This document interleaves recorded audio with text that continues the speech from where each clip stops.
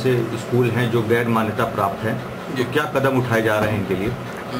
हमारी ओर से हमारे खंड शिक्षा अधिकारियों की तरफ हमारी ओर से उनके यहाँ नोटिस भेजी जा रही है और नोटिस के बाद उनको हमने रिमाइंडर भी दे दिया है।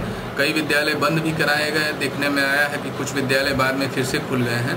तो हमारी कुछ एसडीएम से भी वार्ता हुई, हमने थानाध्यक्षों को प्रतिलिपि भेजी थी, लेकिन उनका कहना है कि ऊपर से निर्देश आएगा तो हम कुछ कार्रवाई कर पाएंगे। तो हम एसडीएम से कोऑर्डिनेट कर रहे हैं, हम उनको सूची आज भेजने वाले हैं उसी के क्रम में कि ये एसडीएम्स अपने स्तर पे इसको संज्ञान लेते हुए और अपने तहसील क्षेत्र में आने वाले विद्यालयों को बंद कराएं, अमान्य विद्यालयों को बंद कराएं। कुछ कमियों का तो कैसे इससे निजात मिल सकता है आपके मतलब? हमारे यहाँ कुछ सिस्टम में कमियों का ये देखने में आया है कि इसका लाभ उठाया जा रहा है, लेकिन हम एक क्रॉस चेकिंग की टीम बना रहे हैं जो इस बारे में क्रॉस चेक करेगी कि कहीं भी किसी प्रकार की अनियमितता न होने पाए। हमारे खंड शिक्षा अधिकारी जाते रहते हैं, लेकिन अब हम अपने डीसीज और एमडीएम अपने बीओस की एक कंबाइंड टीम बनाएंगे जिसे क्रॉस चेक किया जा सके। खुद मैं भी अब फील्ड में निकलूँगा और मैं अपने स्तर से भी प्रयास करूँगा कि इस तरह की जो कमियाँ आ रही हैं, कोई भी ऐसा स्कूल मान्यता न प्राप्त कर ले जो निर्धारित मानक पूरा न करता हो।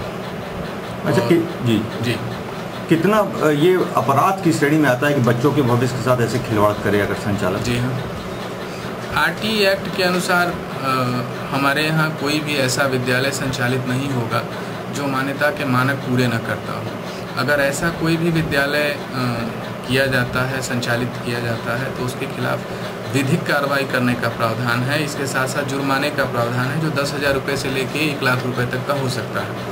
इसके अतिरिक्त स्कूल बंद करने की भी कार्रवाई की जाती है। प्रॉपर अगर इस तरह की स्थिति आती है तो हम विधिक कार्रवाई करवाते हैं, एफआईआर कराया जाता है, स्कूल को सीज कराया जाता है।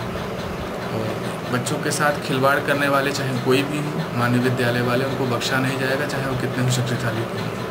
तो आपके स्तर से क्या प्रयास किया जा रहा है कि ऐसे अभिभावक और छात्र ऐसे फर्जी स्कूल में न फंसे?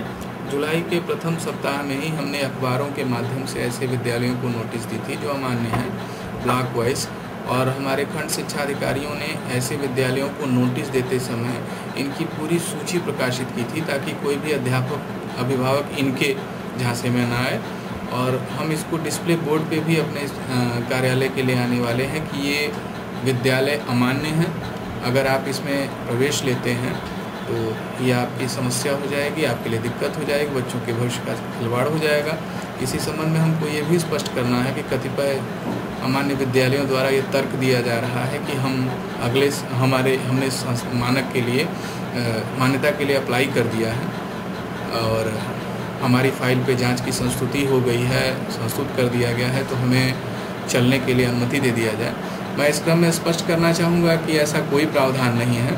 आरटी एक्ट कहता है कि कोई भी विद्यालय बिना मान्यता के संचालित नहीं किया जाएगा, अर्थात उनकी अगर मान्यता नहीं हुई है तो अमान्य है। दूसरी, अगर उन्होंने अप्लाई कर दिया है तो भी उनकी मान्यता 2017 और 18 सत्र के लिए नहीं होगी, बल्कि नेक्स्ट सेशन के लिए होगी, 2018 और 19 के सत्र के लिए होगी। यानी कि हम उनको रिलैक्सेशन देते हैं तो इस सत्र में तो वो किसी भी हालत में मान्यता के प्रमाण पत्र नहीं पाएंगे। तो जो उनको मान्यता का प्रमाण पत्र मिलेगा भी वो नेक्स्ट सेशन का मिलेगा।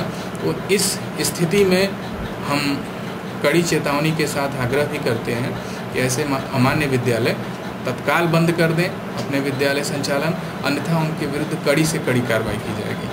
कितने इस तरीके के विद्यालय संचालित हो रहे हैं यदि जनपद मिर्जापुर की बात की जाए? एक मोटा फिगर हमारे पास 300 के करीब की फाइलें प्राप्त हुई हैं और कुछ ऐसे भी हैं 300 तो हमारे पास लगभग मान्यता की फाइलें प्राप्त हुई हैं।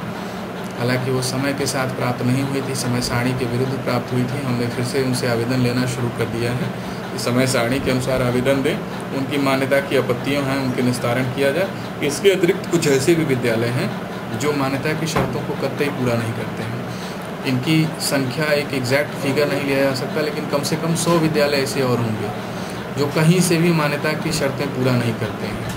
तो ऐसे विद्यालयों के लिए कहीं से कोई राहत नहीं है। ये विद्यालय तत्काल अपना संचालन बंद करें, अन्यथा चेतावनी का समय समाप्त हो चुका है। अब उनके विरुद्ध विधिक कार्रवाई की जाएगी। Thank you sir.